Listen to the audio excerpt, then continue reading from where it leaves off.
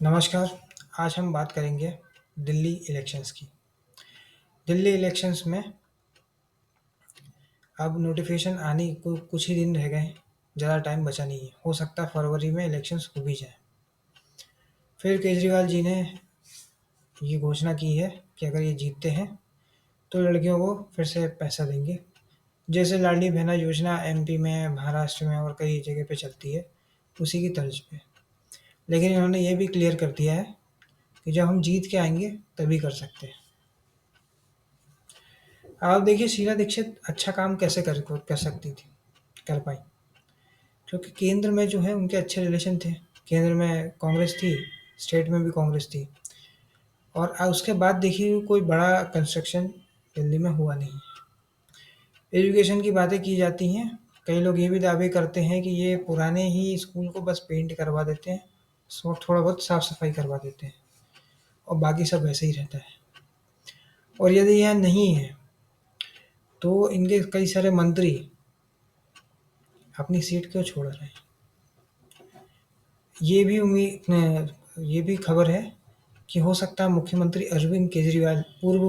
अरविंद केजरीवाल जी भी अपनी सीट से हार जाए। आतिशी मार लेना की तो बात ही नहीं है, क्योंकि उनका ना ही कोई जनाधार है, ना कोई पार्टी में ज़्यादा मानता है। तो बस ऐसे ही थी। तो अब प्रश्न ये है कि कौन जीतेगा। मैं ये मानता हूँ कि किसी को भी दो दो टर्म से ज़्यादा मिलने नहीं चाहिए। आप हर बार पार्टी को जो है बदलते रहो। जब सत्ता पक्ष बार-बार बदलेगा, तो इनको डर रहेगा। नहीं तो चाहे कैसा भी हो, अच्छा हो, बुरा हो, उसे हमेशा एक डर रहता है, पावर ना चल जाए, कुर्सी ना चले जाए। इसलिए बार-बार आप विधायक, सांसद और पार्षद बदलते रहो। किसी की आइडियोलॉजी से प्रेम नहीं करना है, हमेशा याद रखिए। व्यक्तिवाद के चक्कर में नहीं पड़ना है कि ये हमारा भगवान है और यही सारी समस्याओं को हल करेगा। दिल्ली की हालत तो आपने देखी है, बाहर से लोगों को आकर बसाया जा रहा है। वो कौन लोग हैं वो तो आप जानते ही हैं। फिर उसके कारण फ़ायदा गुरुग्राम वालों को होता है, क्योंकि जो अमीर लोग हैं वो गुरुग्राम में आ रहे हैं, तो पूरा जो रियल एस्टेट है वो ओवर प्राइस हो चुका है। गुरुग्राम का ही फ़ायदा है। महंगे से महंगे फ्लैट बिक रहे हैं, घर बिक रहे हैं, डुप्लेक्स बिक रहे हैं। ये तक सुनने में आया कि 190 करोड़ में बिके हैं।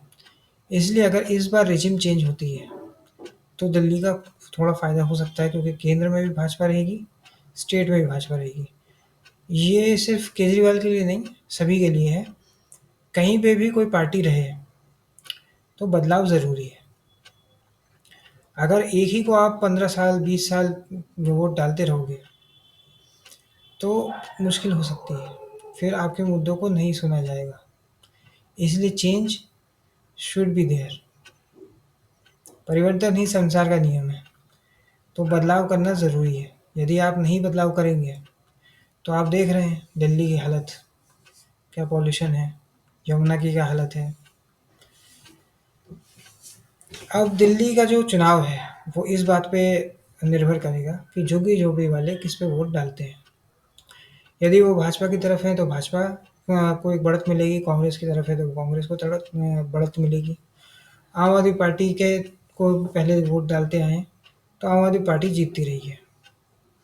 तो प्रश्न ये है कि अब ये किसकी तरफ जाएँगे? भाजपा के पास पूरा एक जाँच एजेंसी है, जिसमें वो इनके नेताओं को फँसा सकती है। पूरा एक सिस्टम है, जिन्हें गरीबों को फ्रीबीज़ बाँटी जा सकती है, चुनाव को 15 दिन, 1 महीने आगे बढ़ाया जा सकता है, जैसे महाराष्ट्र और झारखंड के केस में हुआ था। महाराष्ट्र में लाड़की बहना योजना ले गए, पैसे 3-4 किश्त वहीं जब तक चुनाव हुआ तब तक दे दी थी। इतना तेज़ी से काम हुआ। उसके कारण आधी आबादी का वोट तो मिल ही जाता है और बाकी आधी आबादी राष्ट्रवाद के जुमलों में वोट डाल देती है। नहीं तो हिंदुत्व पे वोट डाल देती है। अब दिल्ली की जो आबो-हवा है 400 एक्यूआई के तक भी पहुँच जाती है, तो बहुत ही बुरी कंडीशन है। दिल्ली सर्विस बिल पास होने के बाद सारी जो पावर है वो गवर्नर के पास है। उससे पहले भी दिल्ली कभी कंप्लीट स्टेट नहीं था।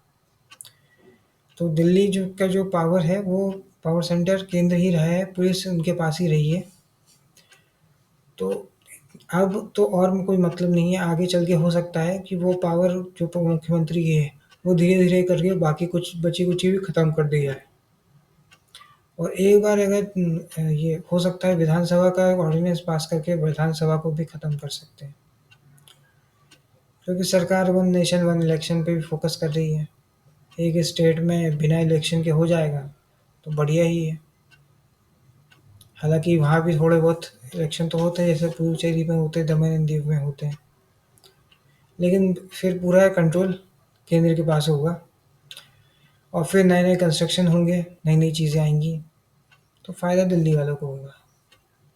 मैं भी कोई समर्थक नहीं हूँ भाजपा का, लेकिन यही अ, होना चाहिए कि अगर आज आपने विधायक किसी को चुना है, तो फिर अगली बार किसी और को चुनिए। फिर उसके अगली बार इंडिपेंडेंट कैंडिडेट को चुन लीजिए। किसी पार्टी, किसी नेता के चक्कर में ना पड़िए। अगर आप एक बार इस ट्रैप में फँस गए, तो जो नेता है वो तो अपना करियर बना लेगा और आपको कुछ नहीं मिलना है। वैसे भी मिडिल क्लास को कुछ मिलता है नहीं, इसलिए दुःख तो होता है मिडिल क्लास के लिए।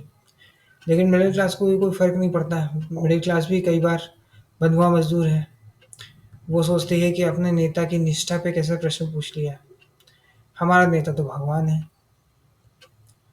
केजरीवाल के लिए मुश्किल है, लिकर स्कैम हुआ है। कट्टर ईमानदार से कट्टर बेईमान की एक छवि गढ़ने की कोशिश की है भाजपा ने। हालाँकि ये सब प्रूफ़ नहीं हुआ है, लेकिन जनता में परसेप्शन बहुत मैटर करता है। बोफोर्स तो घोटाला प्रूफ़ नहीं हुआ था, लेकिन पब्लिक परसेप्शन के आधार पे वीपी सिंह को जिता दिया गया। तो ये सब सोच समझ के केजरीवाल जी को समझना पड़ेगा कि जनता के बीच में इस बार कैसे नैरेटिव को गढ़ा जाए, परसेप्शन को बनाया जाए। क्योंकि जनता एक बार जो परसेप्शन क्रिएट कर लेती है, वो बदलता नहीं है, बहुत आसानी से नहीं बदल सकता है, बहुत दिक्कत आती है। इसलिए आप पार्टी को बहुत ही सतर्कता से काम करना पड़ेगा, नहीं तो ये स्टेट चले जाएगा। और आप पार्टी दोनों राज्यों में है, तो पूरा एक सिस्टम केजरीवाल का बना हुआ है। 2 राज्यों में ऐसे से एक चला गया, तो एक ही बचेगा। लेकिन सामने जो लोग हैं, अमित शाह का भी एक संगठन पे जो पकड़ है, वो बहुत ही बेहतरीन है। तो इतने आसान नहीं होगा आम आदमी पार्टी के लिए, और सारी जगह से नेगेटिव खबरें ही आ रही हैं। तो ये कहना बहुत मुश्किल है कि कौन जीतेगा। लेकिन दिल्ली की भलाई इसमें है कि इस बार रेजिम चेंज करें, चाहे कांग्रेस या फिर भाजपा। यदि चेंज नहीं करेंगे, तो जनता को ही नुकसान होगा। इंफ्रास्ट्रक्चर नहीं बनेगा, फ्लाईओवर नहीं बनेंगे, तो आप ही फँसोगे ट्रैफ़िक में। इसलिए बहुत ही ज़रूरी है कि आपको रेजिम चेंज करना पड़ेगा। सोच समझ के वोट डालिए, चाहे पंचायत हो, चाहे नगर पालिका हो, चाहे स्टेट हो, चाहे सेंटर हो। बहुत ही सोच समझ के वोट डालिए। अगर आपको लग रहा है कि आपका विधायक ने काम नहीं किया है, तो उसको बदल डालिए। ये बहुत ही ज़रूरी है। अब दिल्ली में जो है जो घटनाक्रम हुआ है, पहले इन्होंने 49 दिन की सरकार बना ली। अब रिवॉल्यूशन वाली जो पार्टियाँ होती हैं, उनके साथ दिक्कत ये होती है कि रिवॉल्यूशन आ जाता है, फिर रिवॉल्यूशन के बाद करना क्या है, ये इनको समझ में नहीं आता है। कांग्रेस पार्टी के साथ भी हुआ था, इनके साथ भी हुआ है। पहले 49 दिन की सरकार बना ली, फिर 2015 में एक तरफ़ा जीत गए, फिर 2020 में जीत गए। अब थोड़ा-सा मुश्किल लग रहा है, क्योंकि अब माइनॉरिटी वोट तो मिल जाएँगे, लेकिन बाकी वोट भी ज़रूरी है। क्योंकि वो ज़माना चला गया जब आप सिर्फ़ और सिर्फ़ माइनॉरिटी वोट पे जीता करते थे, या एससी-एसटी प्लस माइनॉरिटी वोट पे जीता करते थे। अब सभी वर्गों को अपने साथ लाना पड़ता है। यदि आप नहीं लाए, तो आपकी जीत की कोई गारंटी नहीं है। वैसे भी हालात बद से बदतर हो चुके हैं। इनके कई मंत्री जेल में हैं, और हो सकता है आगे चल के कई मंत्री और जेल में चले जाएँ।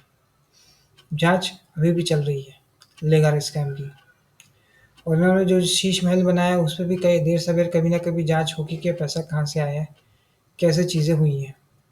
एक ज़माने में जो टूटी हुई इनोवा में घूमते थे, अपने आप को कट्टर ईमानदार कहते थे, दिल्ली के मालिक कहते थे, उनकी ये स्थिति हो गई है कि हो सकता है ये अपना चुनाव भी हार जाएँ। आज के इस वीडियो में इतना ही।